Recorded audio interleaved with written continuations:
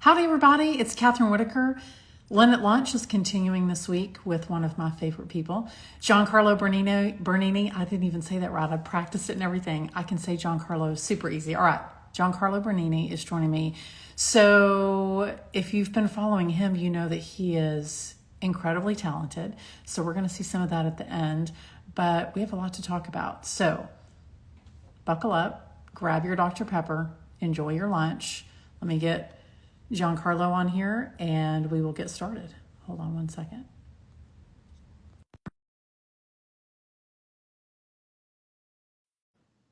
All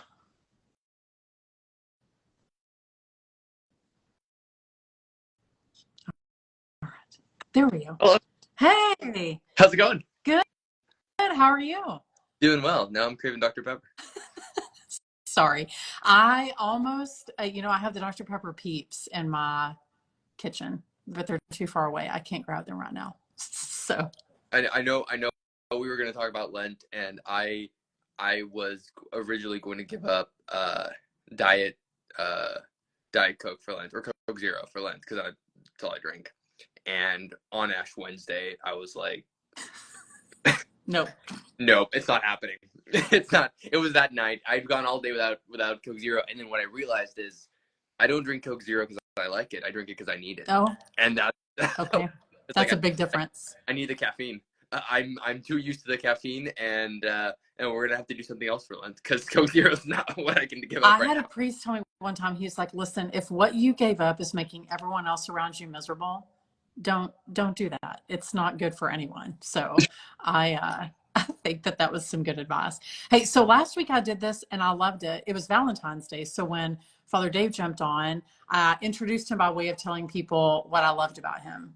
And I loved it so much that I think I'm going to do it with you. So if you'll afford me the pleasure.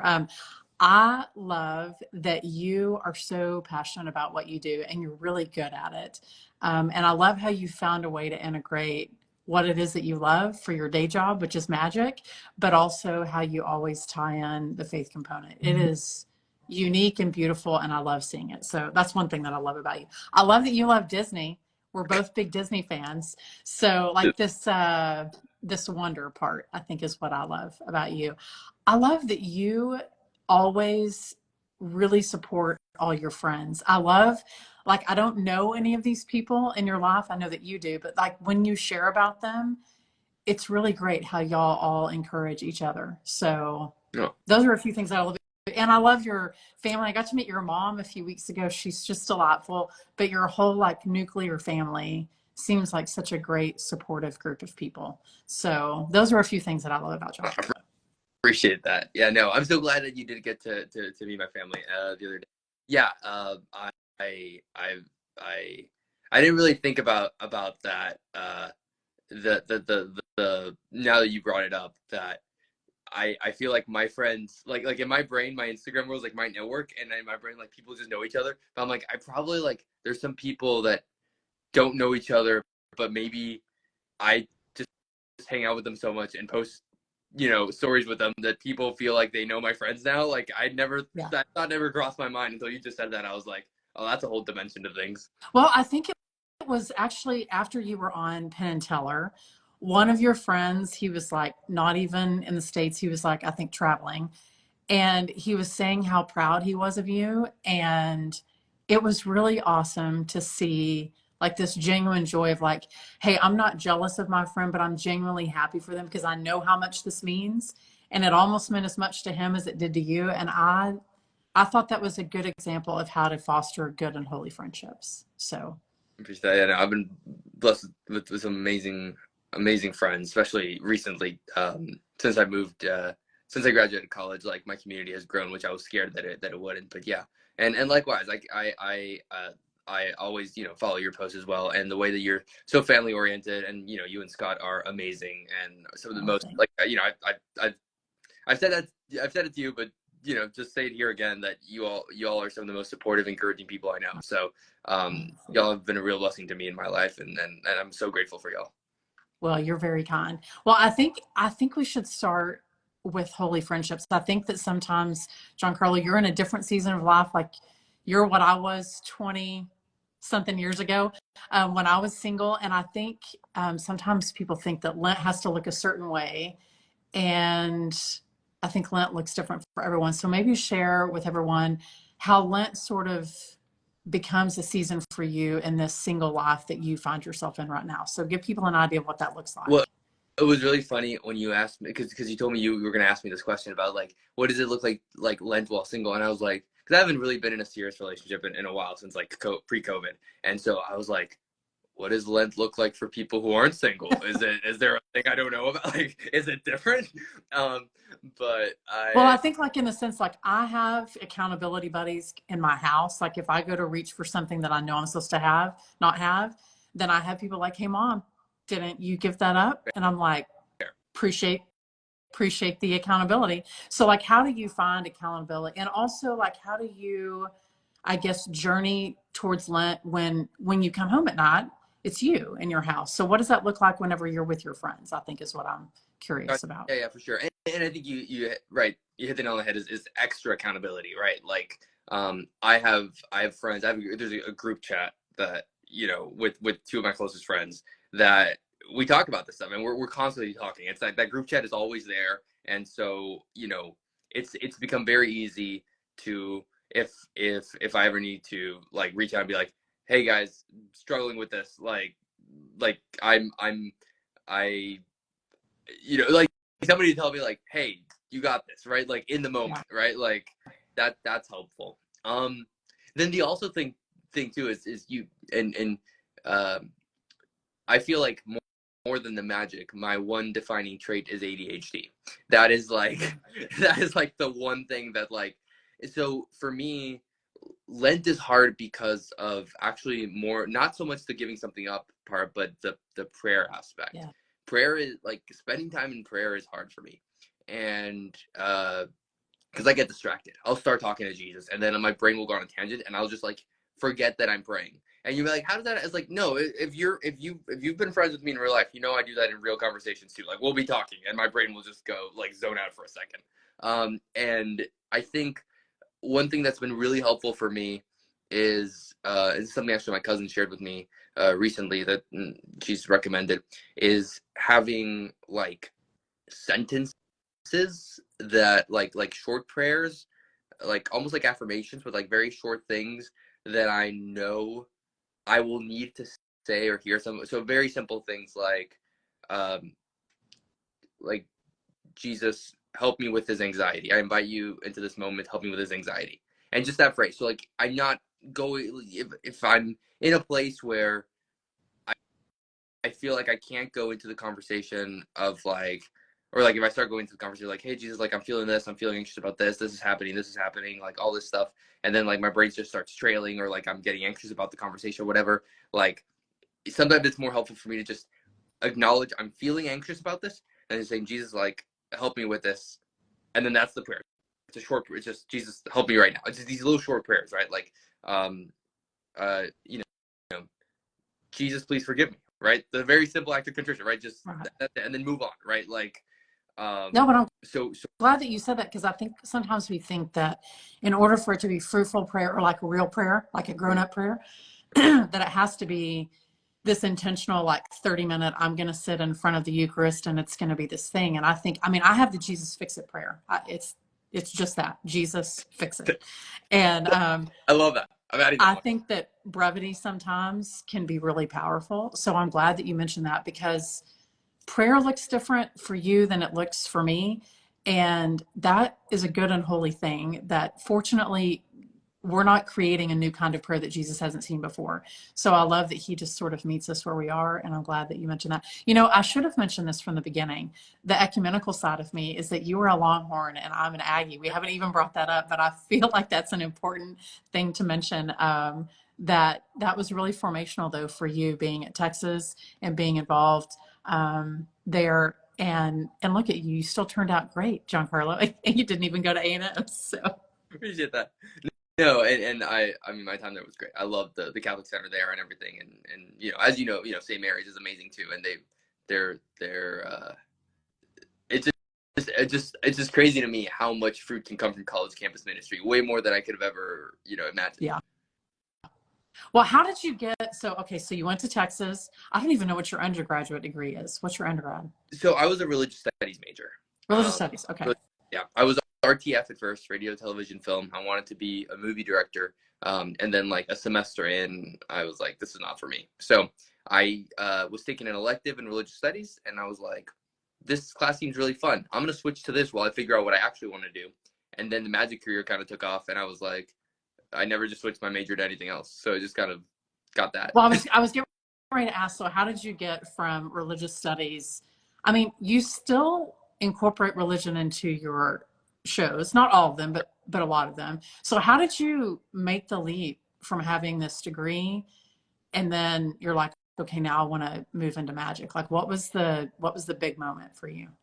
I mean, it kind of happened gradually and all at once, right? It was a uh, over time, over the years, I was doing in college. I was doing these shows for college, organizations like fraternities, sororities, spirit orgs, just fundraisers, and kind of getting a name on campus for doing these things. And then I started at getting asked to do paid gigs, which was really nice. And this is like junior, senior year. Um, Fool Us happened. Penn and Teller, Fool Us. I was on season 6 on my senior year of college. So how did that even happen? How do you get on Penn I and Teller? I just submitted an audition video. It was Wow. Okay. yeah. I submitted 2 years in a row, and the first year they didn't take me, and the second year they did. Different trick. Okay. I literally just filmed the video of me doing the trick, emailed it to them, said, "Hey, I want to audition," and uh, and then they invited me on the show. This was like 3 weeks before graduating, and at that point I was like, yeah, I think I'm doing this full time. Like, I think I can, right? And that was the biggest thing, is um, realizing that always having this idea in my head that magic is a thing that isn't a feasible career choice. Only a very tiny percentage of people actually make a living doing this. Other than that, it's just a hobby, something you can do after work.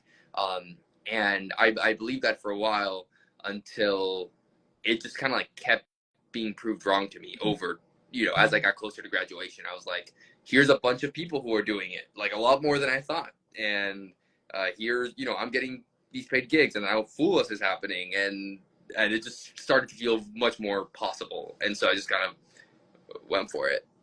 Well, there's a tie there to the spiritual life in that God often asks us to do things that we're like, well, I mean, but Jesus, it's just not going to work. Or like we give him the laundry list. We're like, but here's all the things that we don't think are going to go right. So you probably don't want me to do that. And then he just keeps opening doors. I mean, I think that whole pursuit of, he gives us intrinsic gifts and he wants us to use them. And so I love that you have found the plan that he had for you, and that using your gift. I mean, because we've seen you in a multitude. I mean, I've seen you in front of thousands of people and a few of like, 20 people, and you're still just as engaging in both of those environments. And I think it's because you're doing what you love. I mean, it's apparent, and I think it's great. So, but then Penn and Teller invited you back, and you were just on Penn and Teller, Yeah, and kind of a big thing happened when you were on the second time. right. Got to fool them.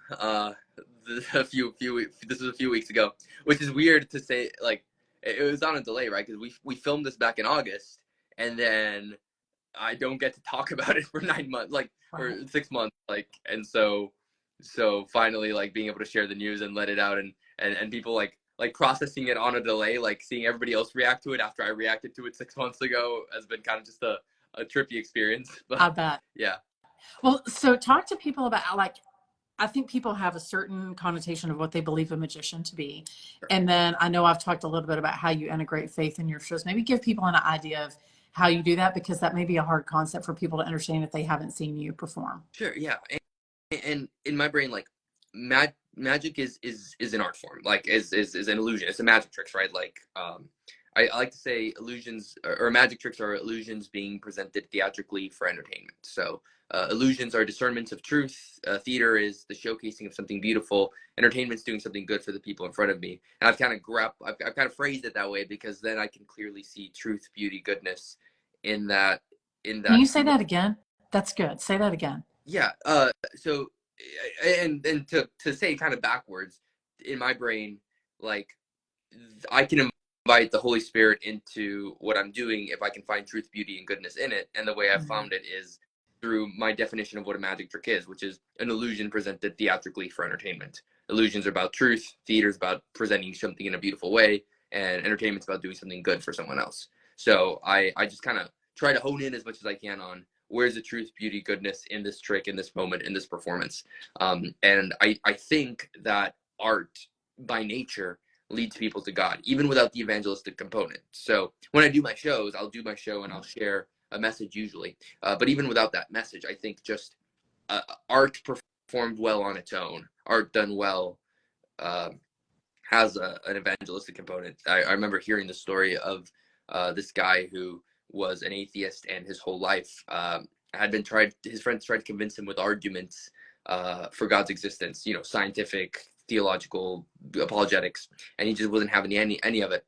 And then one day he went to Notre Dame Cathedral, and he looked up at the rose window, and just looking at the light through the stained glass, he kind of he felt the weight of his soul, and he felt the weight of his soul move because of how beautiful it was, and realized he has one. He has a soul. And from that moment on, he believed in God. And it had nothing to do with the mind. It was all just his experience of art and realizing that there was a call to, recognizing, God being beauty itself. There's something here. So that's kind of formed me a lot, that story. Whether it's true or not, I don't know if it is, but thinking about that story. That was beautiful, Giancarlo. I mean, I think we are intrinsically as humans drawn to things that are beautiful. And I think that's why churches, especially ones that are done well with beautiful stained glass and art, that even if you couldn't, I mean, I think we experienced this like when we went overseas into another country. I may not have understood the language, but as I looked around, there was this real presence of beauty, and you feel at home because it feels like the right place to be. And I don't know any other way to describe that except you're right. It is a really beautiful feeling. I love that. So, so you travel a decent amount for your job. Right. How do you find, I hate the word balance. How do you integrate the intentional like Lenten season of prayer, fasting, and almsgiving while you also have a really hectic work schedule? I think some people can relate to like, hey, my job is demanding and I also want to participate in Lent. So how do I mesh the two together? Yeah, not well. Trying. Um, I think for years, I tried to do and in college it was easy because all your friends are doing with you, and it's the whole thing. In college it was easy to do like a big thing for Lent, do Exodus 90 or it was like big thing, right? And now I'm at this point where it was like last year was hard, and I was like maybe I just need to.